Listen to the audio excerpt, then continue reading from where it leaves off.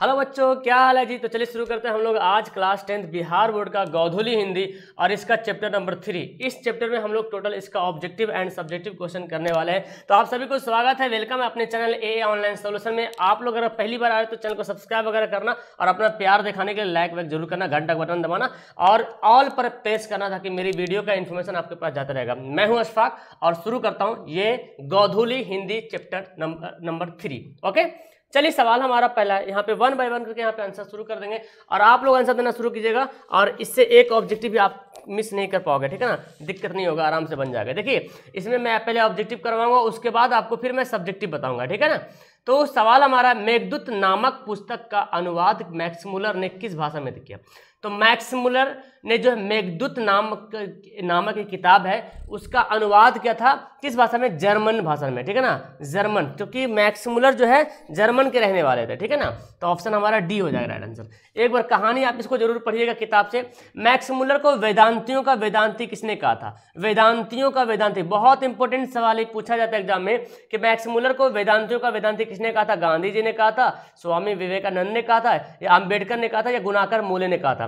तो Max Muller को वेदांतियों का वेदांती जो है स्वामी विवेकानंद ने कहा था। बहुत ही इंपॉर्टेंट सवाल आपके लिए बनता है और एग्जाम में पूछा भी गया है। संस्कृत भाषा और यूरोपियन भाषा का तुलनात्मक व्याख्यान किसने किया। संस्कृत भाषा और यूरोपियन भाषा, यानी कि संस्कृत जो भाषा है और यूरोपियन जो भाषा है, तुलनात्मक व्याख्यान यानी कि दोनों का कंपैरिजन किया और उसका व्याख्या किया। किसने किया, तो मैक्स मुलर ने किया था। किसने किया था, मैक्स मुलर ने किया था। ओके, आगे सवाल है, महारानी विक्टोरिया ने नाइट की उपाधि प्रदान की थी, है ना। आपको पता है इंग्लैंड अंग्रेज के जमाना में टाइम का ये सब कहानी है कि महारानी विक्टोरिया जो थी वो नाइट की उपाधि, नाइट का मीनिंग स्पेलिंग क्या था, KNIGHT, नाइट मतलब होता है सरदार, है ना जी।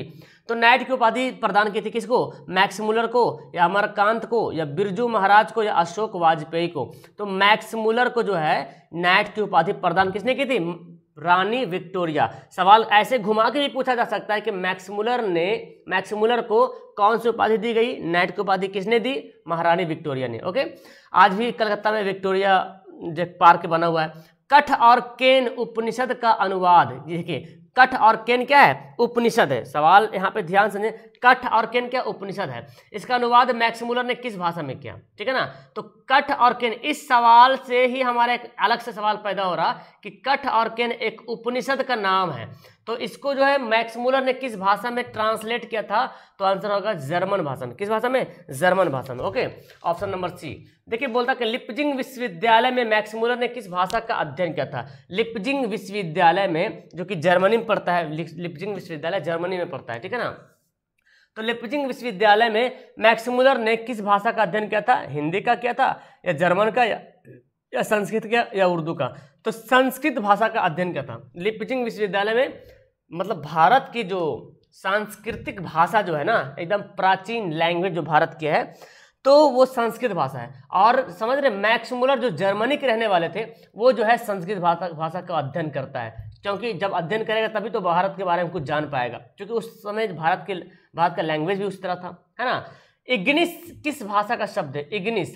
तो इग्निस जो है वो लैटिन भाषा है, ठीक है ना, लैटिन भाषा का शब्द है, लैटिन। ओके, ऑप्शन क्या हो जाएगा इसका, सी आंसर हो जाएगा राइट आंसर। आगे बढ़ते हैं, जनरल कनिंघम का संबंध किससे है। जनरल कनिंघम का संबंध किससे है, वनस्पति विज्ञान से है, या भू विज्ञान से, या पुरातत्व विज्ञान से, या मनोविज्ञान से, ठीक है ना। जनरल कनिंघम का संबंध किससे, तो जनरल कनिंघम जो पुरातत्व विज्ञान से है। पुरातत्व यानी कि पुरातत्व बोलते हैं ना, जैसे कोई चीज खुदाई करना, जैसे कि नालंदा खंडर क्या हुआ, खोदा गया, खोदने के बाद पता चला कि यहाँ कितने क्या है नहीं थे, पूरा हिस्ट्री पता चला, खोदने के बाद बहुत सारी बातें पता चली, तो उसको बोलते हैं पुरातत्व है, ठीक है ना। तो ऑप्शन सी हो जाएगा। 172 दारिस नामक सोने का सिक्का का घड़ा मिला था, ठीक है ना, कहाँ मिला था। 172 दारिस नामक सोने का सिक्का का घड़ा मिला था, दिल्ली में मिला था, या गांधीनगर में मिला था, या वाराणसी में मिला, या श्रीनगर मिला था, ठीक है ना। तो आंसर क्या हो जाएगा, इसका आंसर हो जाएगा वाराणसी, है ना जी। वाराणसी, जिसको बनारस के नाम से पहले जानते थे, अभी तो नया नाम वाराणसी हो गया फिर से, है ना। तो पहले भी वाराणसी नाम था, उसका फिर बनारस नाम हुआ, फिर जाके नाम वाराणसी हो गया, ठीक है। तो 172 दारिस नामक सोने का सिक्का का घड़ा कहाँ मिला था, वाराणसी में मिला था। आगे बढ़ते, नालंदा विश्वविद्यालय कहाँ स्थित है। बहुत ही इंपॉर्टेंट सवाल, बिहार में है, उत्तर प्रदेश में है, मध्य प्रदेश में है, गुजरात में। बिहार के सिलेबस है, इसलिए बिहार से ये चैप्टर बहुत ज़्यादा इंपॉर्टेंट बन जाता है और ये क्वेश्चन इसके लिए ज़्यादा इंपॉर्टेंट बन जाता है। बिहार के नालंदा जिला में नालंदा विश्वविद्यालय स्थित है। ओके, और अभी भी है, पहले एक पुराना वाला था, प्राचीन वाला, तो टूट फूट गया ना, अब तो नालंदा खंडर बन गया, खंडर हो गया, लोग घूमने के लिए जाते हैं वहाँ पे। ठीक है, आगे भारत से हम क्या सीखें के रचनाकार कौन है? भारत से हमने क्या सीखा, इसके लिखने वाले कौन है? विवेकानंद है या मैक्स मुलर है, रविंद्रनाथ ठाकुर है या दयानंद सरस्वती है? भारत से हमने क्या सीखा, इसके रचनाकार कौन है? तो इसके रचनाकार कौन? Max Muller. मैक्स मुलर ही किताब लिखा जो आपके चैप्टर में पढ़ने को होता है, भारत से हमने क्या सीखा, है ना। और जो जो चीज़ सीखे भारत से उन्होंने अपने मतलब किताब में बताया है, जो कि थोड़ी सी बातें जो है अपनी किताब में देखने को मिलता है। तो भारत से हमने क्या सीखा, ये जो चैप्टर है ये किसके द्वारा लिखा गया है? मैक्स मुलर के द्वारा लिखा है। किसके द्वारा? मैक्स मुलर के द्वारा लिखा गया है। तो बहुत ही इंपॉर्टेंट सवाल आपके सामने यहाँ पे ये सवाल देखने को मिल रहा है। ओके, और ये एक तरह से भाषण है। अगर आपसे सवाल पूछा जाए कि ये भारत से हमने क्या सीखा, ये क्या कहानी है, यानी कि इसकी विद्या क्या कहानी है, कविता है, तो एक भाषण है। क्या है? भाषण है। आगे बढ़ते हैं, निर्वंश विद्या का संबंध किससे? निर्वंश विद्या का संबंध किससे है? वनस्पति विज्ञान से या प्राणी विज्ञान से या मानव विज्ञान से या अंतरिक्ष विज्ञान से? निर्वंश विद्या, ठीक है ना, इसका संबंध किससे है? तो मानव विज्ञान, मानव के ही बारे में इसमें बारे में बताया गया। निर्वंश विद्या में मानव विज्ञान के बारे में चर्चा किया जाता है। ओके, वारेन हेस्टिंग ये कौन था? भारत का गवर्नर जनरल था या फारस का राजा था? फ्रांस को ही फारस बोला था। या दार्शनिक था, महान दार्शनिक था, सॉरी गलती लिखा गया, या प्रसिद्ध समाज सुधारक था? तो वारेन हेस्टिंग कौन था? भारत का गवर्नर जनरल था उस समय, जिस समय कनिंघम था ना, उसी के दौरान, ठीक है ना। तो कौन था? वारेन हेस्टिंग था। इसी को मिला था, है ना, तो इसके शासनकाल में मिला था, कनिंघम को मिला था 172 सोने के घड़े का सिक्का वाराणसी में। ओके, तो 13 का आंसर ये हो जाएगा। आगे बढ़ते हैं, दारिस क्या है? तो दारिस एक्चुअली सोने के प्राचीन कालीन सिक्के हैं, है ना, खुदाई जब किया गया था, ठीक है ना, तब जाके मतलब वाराणसी में मिला, क्योंकि कनिंघम का काम ही था वो, पुरातत्व विज्ञान ही था वो। दारिस क्या है? तो एक सोने के प्राचीन कालीन सिक्का, यानी कि सिक्का का नाम है दारिस, ठीक है ना, दारिस एक सिक्का का नाम है जो कि प्राचीन काल में सिक्का चलता था इस तरह से, सोने का सिक्का। प्लेटो का संबंध किस देश से है? प्लेटो का संबंध किससे है? इटली से है, स्पेन से, भारत से या यूनान से? प्लेटो कहाँ के रहने वाले थे? तो यूनान के रहने वाले थे, ठीक है ना, यूनान के रहने वाले थे। आगे है शाहनाम का रचना काल क्या है? यानी कि शाहनाम जो है ना वो कब लिखा गया, ठीक है ना, रचना काल क्या है? शाहनामा होगा, शाहनामा होगा। शाहनामा का रचना काल को 7वीं 8वीं सदी या 10वीं 11वीं सदी या 4वीं 5वीं सदी या 5वीं 6वीं सदी? तो 10वीं 11वीं सदी में शाहनामा लिखा गया। इसके राइटर फिरदौसी है। तो उस टाइम मतलब 10वीं 11वीं सदी, समझ रहे ना, दिल्ली सल्तनत वगैरह भारत में चल रहा था, ठीक है ना। तो हो जाएगा कौन? Option number B. आगे, मुंडा किस देश की जाति है? मुंडा तो आप समझते हैं भारत में ही रहने वाली जाति है मुंडा, और भारत में जो झारखंड में आपको ये देखने को मिलेगा, झारखंड में, है ना, मुंडा जाति जो है ज़्यादा करके झारखंड में ही देखने को मिलता है, ठीक है ना। तो मुंडा किस देश की जाति है? झारखंड की जाति है। आगे बढ़ते हैं, संस्कृत का अग्नि शब्द लैटिन में किस रूप में मिलता है? अग्नि जो है संस्कृत का शब्द है, और लैटिन में ये कौन सा रूप में देखने को मिलता है? इसको इग्निस बोलते हैं। अभी सवाल था इग्निस किस शब्द में? इग्निस जो है वो लैटिन शब्द है, और इग्निस के मतलब क्या होता है? आग, अग्नि, यानी कि संस्कृत में अग्नि बोलते हैं, हिंदी में हम लोग तो बोलचाल की भाषा में आग बोलते हैं, है ना, लेकिन इसी भाषा को लैटिन में क्या बोलते हैं? इग्निस बोलते हैं। क्या बोलते हैं? इग्निस। आवाज से बोल, अरे भाई साहब इग्निस जल रहा, इग्निस के मतलब आग जल रहा, है ना, तो इग्निस लग गया, तो फिर बहुत लोग कंफ्यूज हो जाएगा क्या लग गया। सर विलियम जोन्स ने भारत की यात्रा कब की? बहुत इंपॉर्टेंट है, सर विलियम जोन्स ने भारत की यात्रा कब की थी? 1957 में, 1750 में, 1790 में, 1783 में। तो याद कीजिएगा 1783 में सर विलियम जोन्स ने भारत की यात्रा की थी। ओके, कथ और केन क्या? देखिए पढ़ लिए थे आपने, अभी मैंने बताया था कथ और केन, सवाल आया था। कथ और केन एक उपनिषद है। क्या है ये? कथ और केन क्या है? उपनिषद है। ओके, तो ऑप्शन नंबर डी हो जाएगा, क्योंकि सवाल में ही था कथ केन उपनिषद। इस तरह की रचना अनुवाद किसने किया था? ये था ना, कथ और केन उपनिषद का अनुवाद मैक्स मुलर में किस भाषा ने किया था? तो कथ और केन संस्कृत में, क्योंकि उपनिषद तो संस्कृत में लिखा रहेगा, उसका अनुवाद किया था जर्मन भाषा में, मैक्स मुलर ने। पढ़ा उसके बारे में, जाना, है ना। तो कथ और केन क्या? उपनिषद है, धार्मिक ग्रंथ नहीं, पुराने उपनिषद है। सब पुराने अच्छे नहीं होते, सब नए खराब नहीं होते। बहुत ही इंपॉर्टेंट ये लाइन है, बहुत बार सवाल में आ चुका है, इसको इग्नोर नहीं करना है। ये आपके 2 चैप्टर में ये बातें कही गई, 2 चैप्टर में। तो पहला चैप्टर तो आपको दिख रहा है यहाँ पे, आगे भी मिलेगा। आगे नागरिक क्या बोलते हैं, नगरीय लिपि है, नागरीय लिपि, उसमें मिलेगा। सब पुराने अच्छे नहीं होते और सब खराब नहीं होते हैं, ये कालिदास ने कहा था, ठीक है ना, कालिदास ने। Okay, option number D. चलिए आगे देखते हैं। स्वामी विवेकानंद ने वेदांतियों का वेदांती किसे कहा? वेदांतियों का वेदांती किसे कहा था? हाँ बोलो, मैक्स मुलर ने कहा, मैक्स मुलर को कहा था वेदांतियों का वेदांती। किसने कहा था? स्वामी विवेकानंद ने कहा था। मैक्स मुलर ने कितने वर्ष की अवस्था में लिपजिंग विश्वविद्यालय में संस्कृत का अध्ययन प्रारंभ कर दिया था? कितने साल के थे उस समय? तो 18 साल, है ना, यानी कि 18 वर्ष की अवस्था में लिपजिंग विश्वविद्यालय में संस्कृत पढ़ने के लिए शुरू कर दिए थे। पारसियों के धर्म का क्या नाम है? पारसियों, जो पारसी लोग होता है, पारसी कहते हैं जो आग की पूजा करते हैं, ठीक है ना, उसका मतलब उसी को भगवान मानते हैं, वो आग की पूजा करते हैं। तो जरथुष्ट, है ना, एक धर्म है जरथुष्ट। एक तो बौद्ध धर्म अलग हो गया, जैन धर्म अलग हो गया, वैदिक धर्म अलग हो गया, जरथुष्ट अलग हो गया, ईसाई अलग हो गया, हिंदू अलग है, मुस्लिम अलग है। तो पारसियों बोलते हैं, पारसी बोलते हैं जो आग की पूजा करते हैं, उसको जरथुष्ट कहते हैं। ओके, मैक्स मुलर का जन्म कब हुआ था? ये बहुत इंपॉर्टेंट बन जाता है मैक्स मुलर के लिए। तो 6 दिसंबर 1823। ओके, 6 दिसंबर, देखिए सितंबर, नवंबर, अक्टूबर, दिसंबर, तो ये वाला डेट याद कीजिएगा, दिसंबर, 6 दिसंबर 1823 में मैक्स मुलर का जन्म हुआ था, ठीक है ना। चलिए, तो ये सवाल भी आपके लिए काफ़ी इंपॉर्टेंट बना, क्योंकि मैक्स मुलर के बारे में बोला गया, तो फिर मैक्स मुलर के जन्म और इसकी मृत्यु भी आपको जानना बहुत जरूरी है। मैक्स मुलर का जन्म कहाँ हुआ था? तो इनका जन्म तो समझ रहे हैं कहाँ हुआ था, क्योंकि ये जर्मन के रहने वाले प्यारे थे, तो जर्मन में ही इनका जन्म हुआ था, है ना, जर्मनी के रहने वाले थे, तो जर्मन में इनका जन्म हुआ था। मैक्स मुलर के पिता का क्या नाम था भाई? क्या नाम था?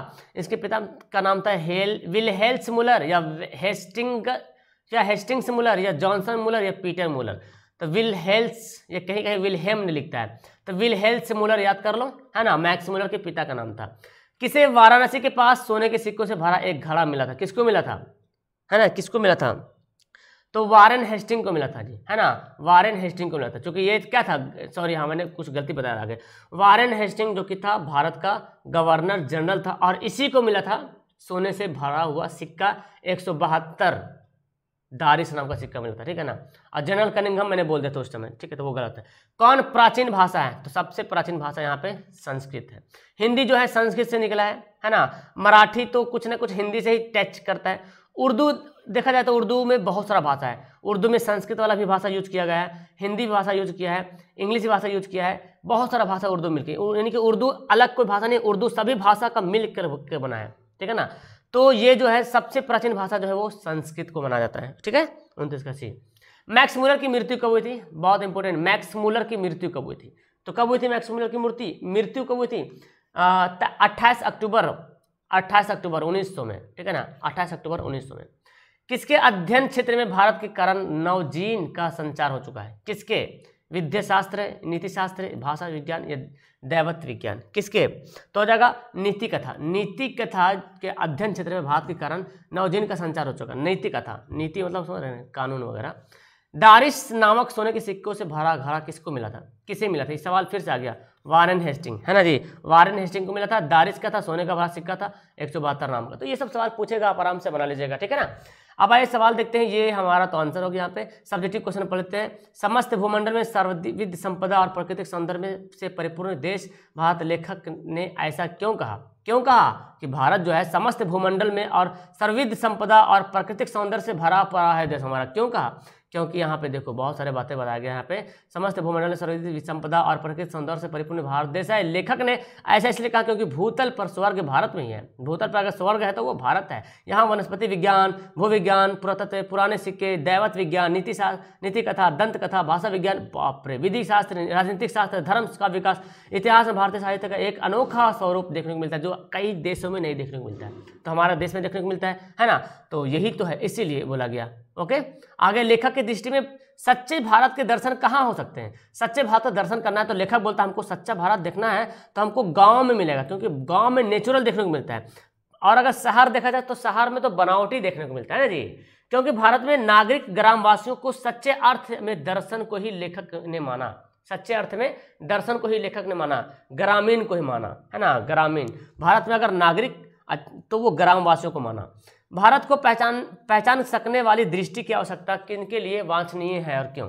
लेखक यूरोपियन लोगों के बारे में कहते हैं कि क्योंकि भारत के दर्शन गांव में हो सकते हैं। भारत का अगर दर्शन करना है तो आप गांव जाइए, है ना। शहर में आपको कुछ नहीं मिलेगा, वो शहर में सब बनावटी देखोगे, है ना। गांव जाइए, वहां पे आपको भारत का दर्शन मिलेगा, है ना जी। आज भारत आज भी उनके अनेक समस्याओं से भरपूर है, बिल्कुल बहुत सारी समस्या है, केवल पहचान सकने वाली दृष्टि की आवश्यकता है। लोग पहचानते नहीं, लेकिन समस्या आज भी भारत में बहुत सारे हैं। लेखक ने किन विशेष क्षेत्रों में अभिरुचि रखने वालों के लिए भारत का प्रत्यक्ष ज्ञान आवश्यक माना है? जब क्या बोला लेखक ने? वनस्पति विज्ञान, भूविज्ञान, पुरातत्व, दैवत विज्ञान, नीति कथा, दंत कथा, भाषा विज्ञान, नीति शास्त्र, राजनीति शास्त्र, धर्मशास्त्र, इतिहास, साहित्य से अभिरुचि रखने वालों के लिए भारत का प्रत्यक्ष ज्ञान आवश्यक बताया कि ये सब ज्ञान जो है होना बहुत जरूरी है।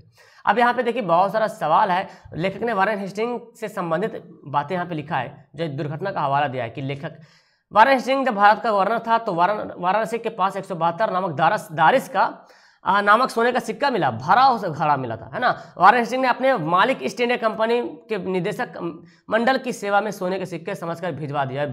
ये तो लूट लिया अंग्रेजों ने, तो ऐसे भी भारत लूटा है, सोने की चिड़िया कहने वाले भारत को लूटा अंग्रेजों ने, जिससे वह अपने मालिकों की दृष्टि में एक उदार व्यक्ति प्रमाणित हो सका। अब जब 172 दारिस सोने का सिक्का भेज दिया अपना मंडल यानी कि ईस्ट इंडिया कंपनी को भेज दिया, तो उसको बहुत बड़ा तारीफ किया, प्रमाणित व्यक्ति माना लगा। किंतु उन दुर्लभ प्राचीन स्वर्ण मुद्राओं को कंपनी के निदेशक ने उसका ऐतिहासिक महत्व नहीं समझते हुए मुद्राओं को गला डाला। अरे उसको समझना चाहते ये ऐतिहासिक चीज़ है, इसको गलाने की जरूरत नहीं, इसके बारे में बहुत सारा इतिहास पता चलता है। ये कौन बोलता है? मैक्स मुलर बोलता है कि बुड़बक लोग था उन लोग, वारेन हेस्टिंग लोग, है ना। पैसा मिला और जाके ले चल गया वहाँ, और उसको पता नहीं चला ये पैसा है क्या है, क्या किया? गला दिया, सोना बना लिया। सोना तो है था, मतलब एक इकट्ठा बना लिया। बोलता है कि अगर उसको जांच पड़ताल करता तो बहुत सारी इतिहास बातें पता चलता है। हाँ, दुर्भाग्य से घटना लेखक ने वारेन हेस्टिंग के बारे में भी बताया कि ये दुर्भाग्य था उसका, सही नहीं किया उन्होंने। लेखक ने नीति कथा के क्षेत्र में किस तरह भारतीय अवदान को रेखांकित किया?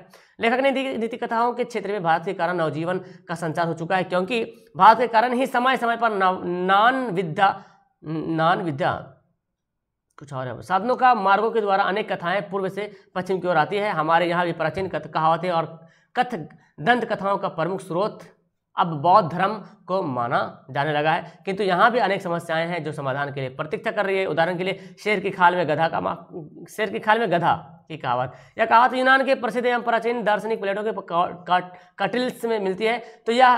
तो क्या यह कहावत पूर्व से उधार ली गई है? इसी प्रकार हम न्योले चूहे के संबंध उस नीति कथा को भी ले सकते हैं, जिसे एकोडाइट के एक सुंदरी के रूप में परिवर्तित कर दिया गया है। यह भी संस्कृत की एक कथा से सर्वास मिलती है, मिलती जुलती है। प्रश्न, यह कहानी यूनान से कैसी पहुंची और पूर्व यहाँ ईसा पूर्व 4वीं सदी में ही स्टूटिस की कहानियों में स्थान कैसे पा गई? इस क्षेत्र में अभी बहुत काम करना होगा। इस तरह भाग्य अवदान का रेखा खींच। देखिए सवाल बहुत ज़्यादा है, यहाँ पे आप देखिए मैं स्क्रीनशॉट कर लेता हूँ। बहुत ज़्यादा एक ही सवाल को पढ़ना बहुत इम्पॉसिबल है। इसका सवाल आपको मिल जाएगा, आपको इस सवाल 2 माध्यम से मिलेगा, एक पेड के माध्यम से मिलेगा, एक फ्री मिलेगा। आप जैसा चाहते हैं वैसा कर सकते हैं। यहाँ पे आपको नीचे में डिस्क्रिप्शन वीडियो के नीचे एक नंबर जा रहा होगा, उस नंबर पर जाके व्हाट्सएप पे आप मुझसे बात कर सकते हैं, और वहाँ से आप ऑनलाइन पेड ओनली 250 रुपये आप पे करोगे तो उसके लिए सारा चीज़ PDF नोट्स वगैरह A to Z आपको मिल जाएगा, ठीक है ना। अगर आपको फ्री में लेना है इसको तो कमेंट बॉक्स में सबसे टॉप कमेंट पर जो है अपना वेबसाइट का लिंक दिख रहा है, वहाँ पे जाओ और वो पूरी बातें यहाँ पे सब्जेक्टिव ऑब्जेक्टिव आपको अवेलेबल मिलेगा, सारी बातें मिलेगा, ऑब्जेक्टिव भी मिलेगा, सब्जेक्टिव मिलेगा, ठीक है ना।